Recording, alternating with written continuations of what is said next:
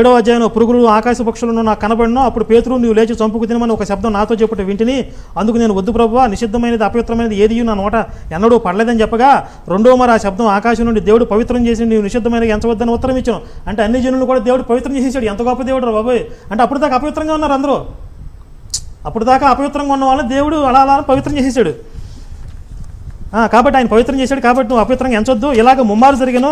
తర్వాత అదంతయు ఆకాశమునకు తిరిగి తీసుకొని పోబడినో వెంటనే కైసరు నుండి నా యొద్దకు పంపబడిన 3 మనుషులు మేమున్న ఇంటి యొద్ద నిలిచి ఉండిరి.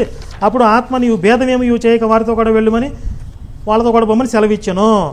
ఇదంతా చెప్పుకుంటూ వచ్చిన తర్వాత మా మీద పరిశుద్ధాత్మ దిగిన ప్రకారం వాళ్ళ మీద కూడా పరిశుద్ధాత్మ దిగింది అని చెప్తే 17వ వచనంలో కాబట్టి ప్రభు అయిన యేసుక్రీస్తునందు విశ్వాసం ఉంచిన మనకు అనుగ్రహించినట్టు దేవుడు వారికి కూడా సమాన వరం అనుగ్రహించి ఉండగా దేవుని అడ్డగించుటకు నేను ఏ పాటి వాడనని చెప్పానో వారు ఈ మాటలు